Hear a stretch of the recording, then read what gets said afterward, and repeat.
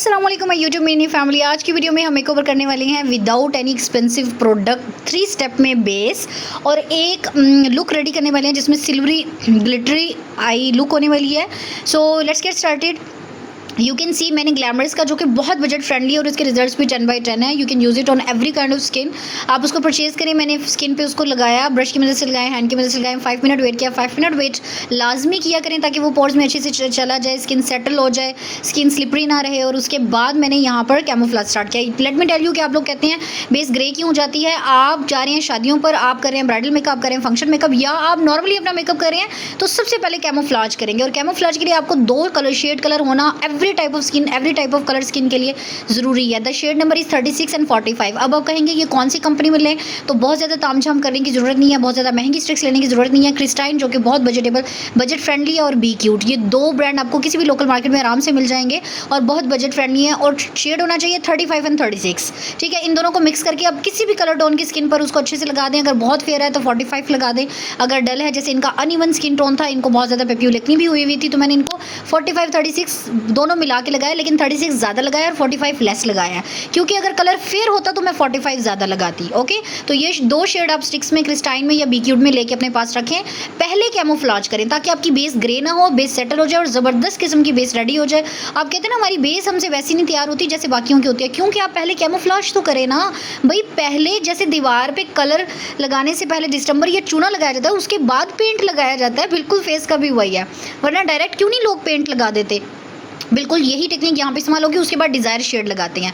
First step क्या था, primer. Second step क्या था, camouflage. Third step in the desire step, desire shade लगाना होता है जो कि हमें चाहिए होता है। अब इनकी स्किन से मैंने 1 to 2 tone lighter natural, basically natural shade जो कि मैंने खुद इस पैलेट में बना के रखा हुआ है मिक्स मैच करके। और आपको नेचुरल शेड शेफर की हांडी बेस में मिल जाएगा जो कि बेस्ट है, 10/10 आउटस्टैंडिंग, 100,000% आप उससे ज़बरदस्त किस्म के रिजल्ट ले सकते हैं। स्मूथली लग जाती है, मार्केट में हर जगह अवेलेबल है।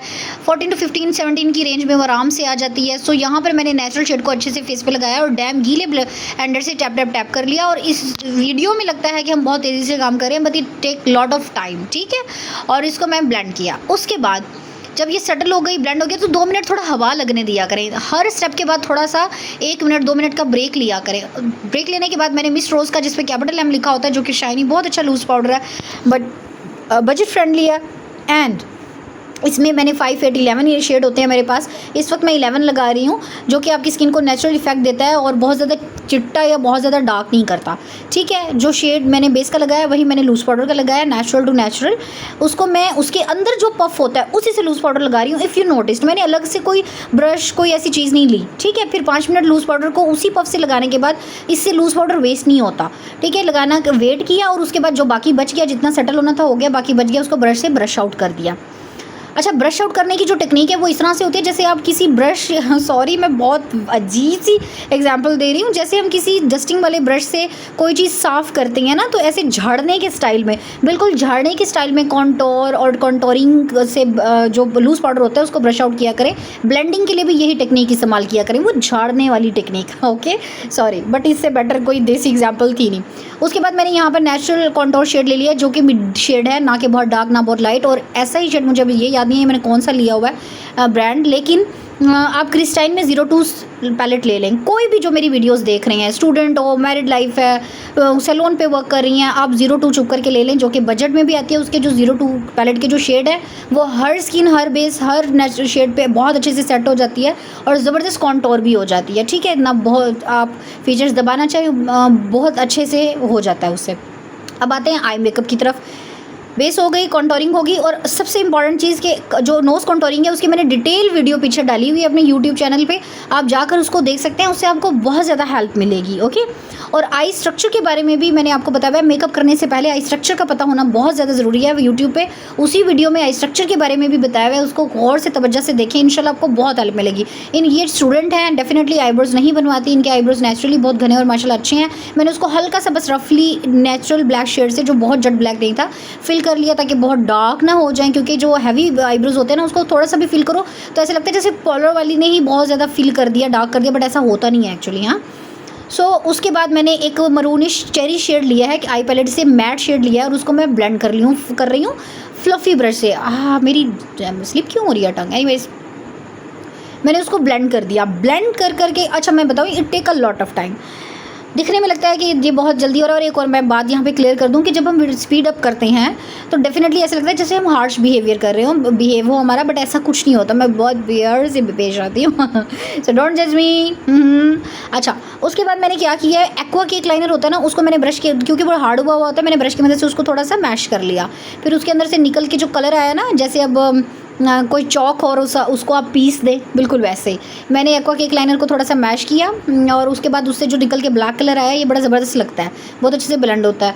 तो मैंने उसको बगैर वेट किए ड्राई फॉर्म में ही फ्लफ़ी ब्रश से कॉर्नर फिल कर दिया। एक मैं आपको यहाँ पे टिप बताती चलूँ, प्लीज़ वीडियो फुल देखा करें, पता नहीं कब कहाँ कौन सी बेस्ट हैक है, बेस्ट टिप मिल जाए। सो मैं एक बात बताती चलूँ आपको, इधर जो मैं टेक्निक इस्तेमाल करी ना ब्लेंडिंग की, वो वही है जैसे हम किसी चीज़ को झाड़ रहे हो, ब्रश को उस टेक्निक से रखें, आपका बहुत अच्छे से कलर ब्लेंड हो जाएगा। अब ब्लैक और चेरी किस तरह से ब्लेंड हो गया ना, ऐसे बीच में लकीर नहीं आ रही, जैसे ये ब्लैक है, बाउंड्री नहीं सेट हो रही, ब्लेंड हुए हुए हैं दोनों आपस में। तो इसकी टिप ये थी कि आप लास्ट में ना, अगर आपको ब्लेंडिंग नहीं आती तो अपनी फिंगर से थोड़ा सा रब कर लिया करें, अच्छे से ब्लेंड हो जाएगा। उसके बाद मैं कट क्रीज कर रही हूँ। कट क्रीज की भी को भी समझने के लिए आप मेरा यूट्यूब चैनल पे आई थ्योरी वाला वीडियो देखें। उसमें क्या होता है कि आपको अच्छे से क्रीज़ की समझ आ जाएगी कि ये क्रीज़ क्या होता है। इफ़ वहाँ पर ऐसे लोग हैं जो, या आप ऐसे लोग देख रहे हैं, सॉरी वाह पता नहीं मेरी टंग क्यों स्लिप हो रही है, जिनको क्रीज़ का नॉलेज नहीं है, तो मैंने यहाँ पर नेचुरल बेस जो शेड लगाया था उसी से ही cut crease shader flat brush से कर ली। करने के बाद मैंने यहाँ पे प्रेस ग्लिटर जो होती हैं उसको ब्रश से सिंपली प्रेस कर लिया, बिना किसी सीलर, बिना किसी चीज़ के, शेडर ब्रश से। आप चाहें तो फिंगर से भी प्रेस कर सकते हैं, बहुत अच्छे से हो जाते हैं। और आज मैंने स्पेसिफिकली सिल्वरी ग्लिटरी लुक की, क्योंकि बहुत सारे लोगों की ये फेवरेट लुक होती है। शादी सीज़न में हर कोई चाहता है कि हम इस तरह की सिल्वर ग्लिटरी लुक करें। उसके बाद डेफिनेटली मैंने लाइनर लगाया। मैं आपको यहाँ बताती चलूँ, ये जो हाथ में मेरे मार्कर नज़र आ रहा है ये लाइनर नहीं है, मैं एक्वा केक लाइनर यूज़ कर रही हूँ। और एक्वा केक लाइनर की मैं आपको एक टिप बता दूँ, चूँकि एक्वा केक लाइनर वाटरप्रूफ नहीं होते, तो उसके अंदर आप थोड़ा सा हल्का सा एलोवेरा जेल, एक ड्रॉप, या फिर एलोवेरा से भी ज़्यादा बेस्ट ऑप्शन होता है सेटिंग स्प्रे। सेटिंग स्प्रे जो है थोड़ा सा स्प्रे करके पानी की बजाय, फिर आप उसमें, मैंने ये मार्कर को एज ब्रश यूज़ किया, क्योंकि ये इंतहाई बेकार होते हैं, ये अच्छे लाइनर का काम नहीं देते, बहुत जल्द ड्राई हो जाते हैं। तो मैंने क्या किया, इन ब्रशेज़ को लाइनर ब्रश के तौर पर इस्तेमाल कर लिया। जो बिगनर्स होते हैं उनके लिए भी बेस्ट हैक है। आप इस तरह के मार्कर्स ले सकते हैं, और जब वो ड्राई, डेफिनेटली बहुत जल्दी ड्राई हो जाते हैं, तो फेंके मत, उसे लाइनर ब्रश बना लें, ठीक है, क्योंकि लाइनर ब्रश जल्दी फूल जाते हैं, तो ये बेस्ट काम देते हैं। एक्वा केक लाइनर में मैंने सेटिंग स्प्रे थोड़ा सा स्प्रे किया ताकि वो थोड़ा सा वाटरप्रूफ हो जाए। और उसके बाद मैंने उसमें ये जो कलम है, ये जो मार्कर है, डिप करके मैं लाइनर लगा रही हूँ। लाइनर मैंने टीयर डक में भी लगाया। If you don't know about the tear duct, तो जाके मेरी प्रीवियस वीडियो देखें यूट्यूब पर, थ्योरी वाली, आई थ्योरी वाली, उसमें आपको समझ आ जाएगा। टीयर डक में भी मैंने लाइनर लगाया, आउटर कॉर्नर में भी, और नीचे वाली लैश लाइन में भी। लाइनर लगाना बहुत आसान है, बिल्कुल रॉकेट साइंस नहीं है। आप इस तरह का एक मार्कर लेकर भी प्रैक्टिस कर सकती हैं। जब ये ड्राई हो जाए तो फिर एक्वा केक लाइनर ले लें, और उसको आप अगर आप कहते हैं कि वो वाटरप्रूफ नहीं होता, तो इट्स ओके, आप उस पर सेटिंग स्प्रे करके यूज़ किया करें। उसके बाद मैंने मिड साइज़ की लैशेज़ ली, जो बहुत ना हैवी थी, बहुत लाइट नहीं थी। उसको क्रिस्टाइंस ग्लू से किया। बहुत महंगी स्टिक ग्लू लेने की ज़रूरत नहीं होती ग्लू लगाने के। मैंने काउंटिंग की, आप लिटरली आप काउंटिंग किया करें 1 से लेकर 30 तक। काउंटिंग करने के बाद वो जब थोड़ी सी स्टिकी हो जाए, फिर आंख पे लगाएं, फ़ौरन से चिपक जाएंगी, और आपकी 24 आवर्स तक, जब तक खुद ना खींचे वो उतरेंगी नहीं, और ख़ुद भी खींचेंगे तो थोड़ा एफर्ट लगेगी, इतने अच्छे से लग जाएगी। It's not about glue, it's about the right time skill, okay. अच्छा, उसके बाद मैंने ब्लश लगा लिया। बहुत ज़बरदस्त किस्म का मेरे पास एक ब्लश था जो 2-in-1 होता है, उसमें हाईलाइटर भी मिक्स होता है, और मैंने उसको ब्लेंड कर लिया। ब्लेंड करने के बाद I take the nose highlighter, उसके बाद मैंने उसको लगा लिया चीक्स पर। और लगाने के डेफिनेटली हाइलाइटर के बिना हमारा मेकअप मज़ा नहीं करता। लेकिन यहाँ पर आप जो चीज़ देखने वाली है वो nose highlighter. You can see कि मैंने लंबी लकीर नहीं खींची, मैंने एक लकीर खींची, उसके बाद मैंने नोज़ टिप पर एक हल्का सा हाइलाइटर ब्रश से वो कर दिया। अब वो इतनी ज़बरदस्त एकदम होती है, पाउटी लिप्स, बिल्कुल pouty note, I am so sorry, nose पता नहीं इसको क्या कहेंगे, बट एक शॉर्ट और बड़ी वो कहते हैं ना कि एक गोल मॉडल सी अच्छी सी प्यारी सी नोज़ बन जाती है, छोटी सी। सो इसी टेक्निक से हाइलाइटर लगाए। आप कभी खुद पे भी ट्राई करके देखिए, लंबी लकीर खींचना छोड़ दें please, this is the right way. उसके बाद मैंने ये नहीं कह रही कि आई एम द परफेक्ट, मैं ये कह रही हूँ कि मुझे जितना आता है उतना आप यहाँ से नॉलेज ले लें। आई am not perfect, I am also learning. और ये फील्ड ऐसी होती है कि हम रोज़ सीख रहे होते हैं। अभी 10 चीज़ें सीखी नहीं होती हैं कि 10 और आ जाती हैं।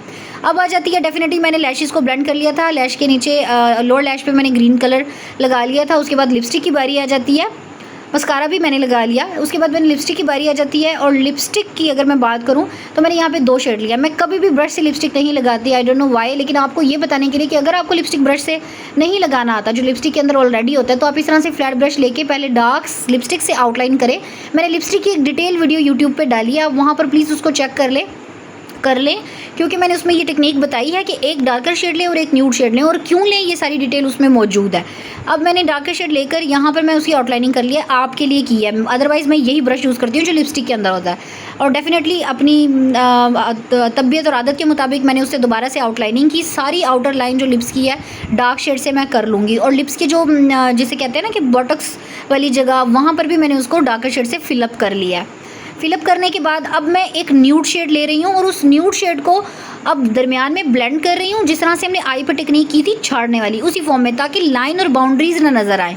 उसके बाद मैंने लिप्स के दरमियान में और आउटर कॉर्नर में अच्छे से लगा ली। सिर्फ लाइन जो है वो डार्क डार्क नज़र आ रही है, वो भी बहुत माइनर सी। इससे क्या होता है, आपका जो लिप शेड है वो सटल हो जाता है, बहुत ज़बरदस्त निकल के आता है। ये कन्फ्यूजन ख़त्म होती है कि should we choose the darker shade, should we choose the lighter shade, वो कन्फ्यूजन ख़त्म हो जाती है। और 2 शेड्स में मैं कन्फ्यूज़ हूँ तो मैं दोनों यूज़ कर लेती हूँ, darker outer side and the lighter one inner side पे लगा देती हूँ। Okay, the look was done, the makeup was done. If you loved it please subscribe, like, share करना मत भूला करो, और कमेंट में मुझे अच्छे कॉम्प्लीमेंट्स देना ना भूला करें, थोड़ा मोटिवेट करने के लिए। I know I am not the perfect, but हर इंसान के पास जितना जो नॉलेज है हमें उतना ले लेना चाहिए, नहीं? सो मैं दे रही हूँ नॉलेज, ले लो। कुछ पूछना है पूछ लो, डेफिनेटली मैं बताऊंगी, इसमें कोई छुपी हुई बात नहीं थी। जो प्रोडक्ट्स हैं वो उनके बारे में आप अगेन पूछना चाहें कमेंट सेक्शन में पूछ सकते हैं, आई विल रिप्लाई यू। और उसके बाद the client was so happy, इनसे मैंने फीडबैक भी लिया था। और येस ऑफ कोर्स लास्ट में मैं फाइनल शूट लेना भूल गई, तो मैंने उनकी पिक्चर अपलोड कर दी है, आप जूम करके देख सकते हैं कि पिंपल स्किन पे कितना अच्छा रिजल्ट आया था। So this was it, bye bye.